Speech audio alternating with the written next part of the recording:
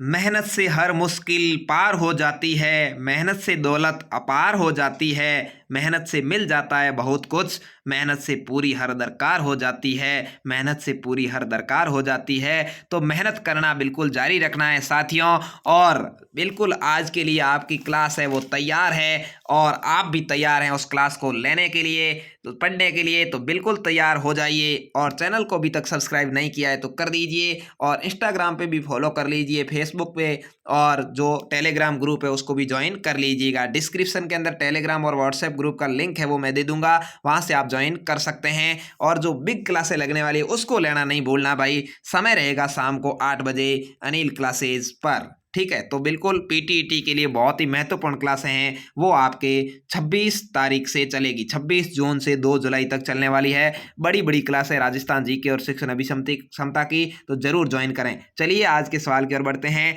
बच्चों का प्रथम अध्यापक कौन होता है? उसका अपना चेतन मन, उसका पर्यावरण, उनके माँ बाप या अध्यापक? तो आपको पता होगा कि बच्चों का प्राथमिक गुरु माँ बाप को माना जाता है। सी यहाँ पर आपका सही जवाब है। अगले सवाल की ओर बढ़ेंगे। शिक्षण का कार्य है, हर व्यक्ति कर सकता है, हर व्यक्ति के वश का नहीं है, या पढ़ा लिखा व्यक्ति कर सकता है, या बहुत से शिक्षक भी नहीं कर सकते। शिक्षण का कार्य है वह हर व्यक्ति के वश की बात नहीं है। हर कोई शिक्षण नहीं करवा सकता, हर कोई बच्चों को कंट्रोल नहीं कर सकता, हर कोई नहीं पढ़ा सकता, क्योंकि शिक्षण का कार्य काफी मुश्किल है। इसके अंदर जिसका इंटरेस्ट है वही ये काम कर सकता है। तो बी यहाँ पर आपका राइट आंसर होगा कि ये हर व्यक्ति के वश का रोग नहीं है। अगला है, सीखने का मुख्य तत्व क्या है? सीखने की सबसे महत्वपूर्ण बात क्या है वो बतानी। सीखने की इच्छा होनी चाहिए, अनुकूल परिवेश होना चाहिए, प्रेरणा मिलनी चाहिए, या ये सभी? तो सीखने का मुख्य तत्व ये सभी है। डी यहाँ पर आपका राइट आंसर है। सीखने की इच्छा होगी और अच्छा परिवेश मिलेगा तभी प्रेरणा के साथ आप सीख पाएंगे। तो डी यहाँ पर आपका राइट आंसर है। अगला सवाल है, अच्छे शिक्षक को किसका ज्ञान होना चाहिए? एक अच्छा शिक्षक किसे कहेंगे? जिसके पास किसका ज्ञान हो? शिक्षा मनोविज्ञान का, बाल मनोविज्ञान का, व्यवहारिक मनोविज्ञान का, या ये सभी? तो यहाँ पर भी आपका राइट आंसर है वो डी होगा, यानी शिक्षा मनोविज्ञान का ज्ञान होना जरूरी है, जिससे शिक्षा कैसे देनी वो समझ में आए। बाल मनोविज्ञान का ज्ञान होगा तभी वो बच्चों के बारे में समझ पाएगा कि बच्चों की आवश्यकताएं क्या है। और व्यवहारिक मनोविज्ञान का ज्ञान होना जरूरी है, क्योंकि व्यवहार में किसी भी चीज को कैसे लाना ये जानना भी जरूरी है। तो डी यहाँ पर आपका राइट आंसर होगा। आप देख रहे हैं अनिल क्लासेज यूट्यूब चैनल, अभी तक सब्सक्राइब नहीं किया तो जरूर कर लीजिएगा, और वीडियो को अपने दोस्तों के साथ शेयर करिएगा।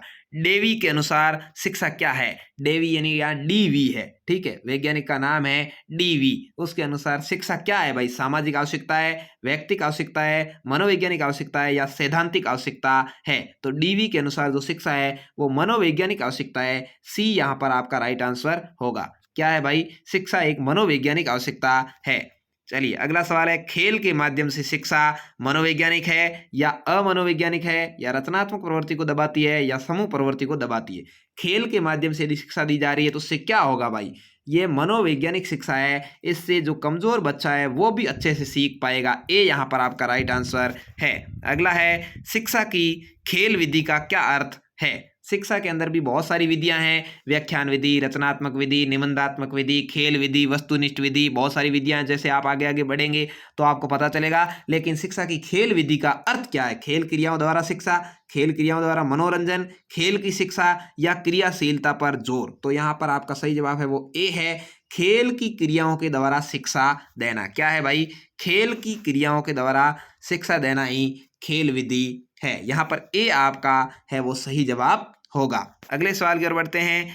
पाठ योजना तभी सही बन सकेगी जब शिक्षक को, पाठ योजना को पता है आपको कि पाठ योजना है वो ट्रेनिंग के दौरान सिखाई जाती है। जब बीएसटीसी डीएलएड और पीटीईटी की ट्रेनिंग होगी तो वहां पर सिखाई जाएगी कि पाठ योजना कैसे तैयार करनी है। तो उससे सही तब बन सकेगी जब शिक्षक क्या करेगा? छात्रों के पूर्व ज्ञान का पता हो, विभिन्न शिक्षण विधियों का ज्ञान हो, शिक्षण सिद्धांतों का ज्ञान हो, या ये सभी हो? तो बिल्कुल ये सभी बातें जब पता होगी तभी पाठ योजना है वो अच्छी बन पाएगी। क्या है? छात्रों का पूर्व ज्ञान का पता होना जरूरी है, शिक्षण विधियों का भी ज्ञान होना चाहिए कि कौन सी शिक्षण विधि के द्वारा इस विधा को पढ़ाया जाए, और शिक्षण सिद्धांत क्या क्या है वो भी पता होगा। तो डी यहाँ पर आपका सही जवाब है। अगले सवाल की ओर बढ़ते हैं।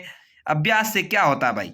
कोई भी चीज़ है उसका अभ्यास आप करते हैं तो क्या होगा? ज्ञान प्राप्त होता है, ज्ञानेंद्रियों का प्रशिक्षण होता है, याद होता है या गृह कार्य नियमित करने की आदत बन जाती है। अभ्यास करने से क्या फायदे हैं? तो यहाँ पर ज्ञानेंद्रियां हैं उसका प्रशिक्षण हो जाता है। आपको पता है ज्ञानेंद्रियां हैं वो क्या है भाई? कान है, नाक है, मुंह है, हाथ है, पैर है, आंख है, ठीक है, ये सारी ज्ञानेंद्रियां हैं। तो उनका अभ्यास से उनका प्रशिक्षण होता रहता है। बी यहाँ पर आपका राइट आंसर होगा।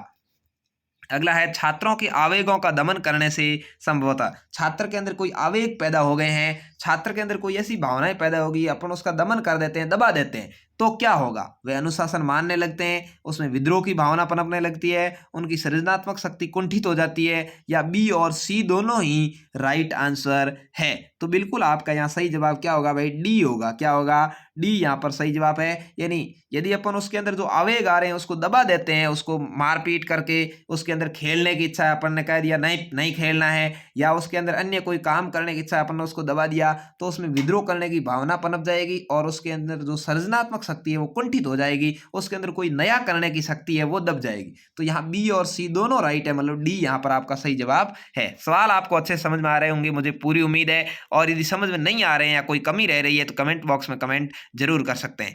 चलिए अगला सवाल है, शिक्षा में प्रयोजनवाद की विचारधारा का प्रवर्तक कौन था? शिक्षा के अंदर प्रयोजनवाद की विचारधारा है उसको कौन से मनोवैज्ञानिक ने बताया था? किलपैट्रिक, पेस्टोलॉजी, विलियम जेम्स या जॉन डीवी? तो यहाँ पर आपका सही जवाब है वो है विलियम जेम्स। क्या है भाई? विलियम जेम्स है वो प्रयोजनवाद के प्रवर्तक है। प्रयोजनवाद के प्रवर्तक कौन है भाई? विलियम जेम्स है, ध्यान रखना, ठीक है। ये मनोविज्ञानियों के नाम भी आपको पूछेंगे सवाल ऐसे।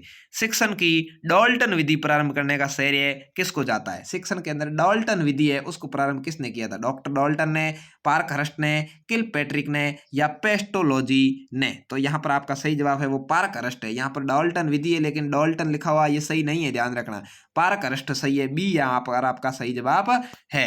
अगला है, शिक्षा मनोविज्ञान का जनक किसे कहते हैं? शिक्षा मनोविज्ञान को पैदा करने वाला जनक कौन होता है भाई? पैदा करने वाला तो किसको कहते हैं आपको जल्दी से बताना है। शिक्षा मनोविज्ञान का जनक हर्बर्ट स्पेंसर, पेस्टोलॉजी या जॉन डीवी?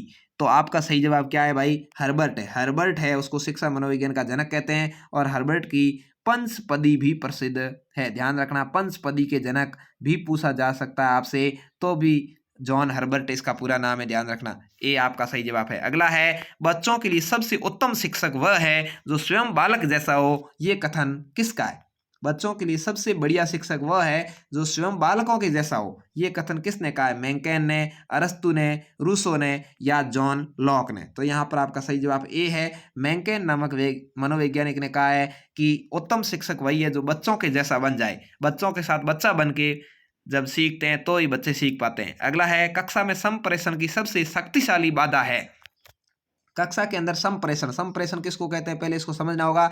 मतलब बच्चे भी सवाल करें और शिक्षक उसका उत्तर दे, और शिक्षक सवाल करे तो बच्चे उसका उत्तर दे, ठीक है, तो उसको कहते हैं संप्रेषण। संप्रेषण का मतलब होता है आमने सामने सीखना, ठीक है, एक दूसरे से सीखना। तो उसके अंदर शक्तिशाली बाधा क्या है? बाहरी हस्तक्षेप, शिक्षण सामग्री का अभाव, शिक्षक के स्तर पर भ्रांति या कक्षा में शोरगुल मचाया जा रहा है? तो यहाँ पर सही जवाब आपका है शिक्षक के स्तर पर भ्रांति। यानी शिक्षक के अंदर यदि स्तर पर कोई भ्रांति पैदा हो जाए, कोई दुविधा पैदा हो जाए, तो वो कक्षा के संप्रेषण में है वो बाधा उत्पन्न करेगी। सी यहाँ पर आपका राइट आंसर है। अगला है, प्रभावकारी शिक्षण फलन है, यानी प्रभावकारी शिक्षक कौन सा है? स्पष्ट एवं यथातथ्य संप्रेषण का, उचित कक्षा अनुशासन का, नियमित अध्ययन का या कक्षा में अविलंब नियमित रूप से आना? कक्षा में लगातार नियमित रूप से लेट आ रहे हैं, या नियमित अध्ययन नहीं हो रहा, या उचित कक्षा का अनुशासन है, या स्पष्ट और यथा संप्रेषण है। प्रभावकारी शिक्षण फलन यानी जो फायदेमंद है वो कौन सा है? तो यहाँ पर आपका ए सही जवाब है। स्पष्ट और यथातथ्य संप्रेषण हो रहा है, बच्चे और शिक्षक आपस में एक दूसरे से मेल जोल के साथ सीख रहे हैं, तो प्रभावकारी शिक्षण होगा। ए यहाँ पर आपका सही जवाब है। अगला है, छोटे बच्चों के लिए शिक्षा का माध्यम कैसा होना चाहिए? छोटे बच्चे हैं, प्राइमरी के बच्चे हैं, उनकी शिक्षा का माध्यम कैसा होना चाहिए? मातृभाषा में, अंग्रेजी भाषा में, क्षेत्रीय भाषा में या राष्ट्रभाषा में? तो आपका सही जवाब है वो भाई क्या आएगा? सीधा सा आएगा मातृभाषा में। मातृभाषा मतलब बच्चे जो भाषा बोलते हैं, जैसे किसी क्षेत्र के बच्चे मारवाड़ी भाषा बोलते हैं तो उनको मारवाड़ी भाषा में ही सिखाना पड़ेगा, तभी वो अच्छे से सीख पाएगा। कहीं किसी क्षेत्र के बच्चे अंग्रेजी भाषा बोलते हैं तो उनको प्रारंभिक शिक्षा है वो अंग्रेजी में दी जाएगी, तभी वो सीख पाएगा। कहीं क्षेत्र के भाषा बच्चे मराठी बोलते हैं तो उसको मराठी भाषा में ही सिखाना पड़ेगा। तो यानी उसको मातृभाषा में सिखाना, मातृभाषा मतलब वो जो भाषा उसने अपनी माँ से सीखी है। तो ये यहाँ पर आपका सही जवाब है।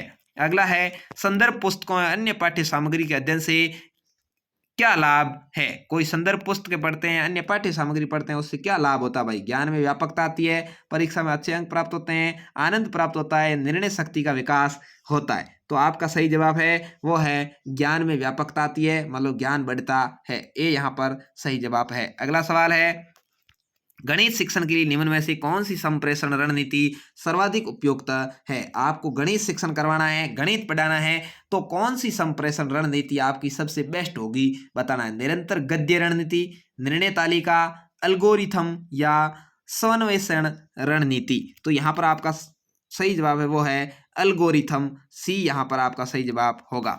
अगला सवाल है, छात्रों में आपराधिक प्रवृत्ति और युवा अपराधिकता का प्रमुख कारण क्या है? छात्र है, बच्चे हैं, उसके अंदर आपराधिक प्रवृत्ति पनप रही है, वो अपराधी बन रहे हैं, या युवा है वो भी अपराधी बन रहे हैं, उसका प्रमुख कारण क्या हो सकता है? आवश्यकताओं की पूर्ति नहीं होना, या मानसिक मंदता, या कुसमायोजन, या ये सभी कारण हो सकते हैं। आपके आसपास के छात्र या बच्चे या युवा है वो अपराधी प्रवृत्ति की ओर उन्मुख हो रहे हैं, इसका मतलब या तो उसकी आवश्यकताओं की पूर्ति नहीं हो रही है, वो कोई नशा वगैरह करना शुरू कर देते हैं, फिर उसको पैसे नहीं मिलते हैं तो वो अपराधी बन जाएंगे। मानसिक मंदता है, उसका दिमाग है उसका संतुलन सही नहीं है, मतलब वो किसी ऐसा नशा भी कर सकते हैं जिससे उसका दिमाग है वो बराबर काम नहीं करे, और ये कुसमायोजित हो जाते हैं, उसको लगता है कि समाज के अंदर उनकी इज्जत बराबर नहीं है। तो ये सभी कारण हो सकते हैं। डी यहाँ पर आपका राइट आंसर था। तो ये थी आज की क्लास, कैसी लगी कमेंट बॉक्स में कमेंट करके जरूर बताएं, और आपको पसंद आई तो वीडियो को लाइक और शेयर करें और अपने दोस्तों को जरूर इनवाइट करें। धन्यवाद। जय हिंद, वंदे मातरम। मिलते हैं नेक्स्ट क्लास में, तब तक के लिए धन्यवाद।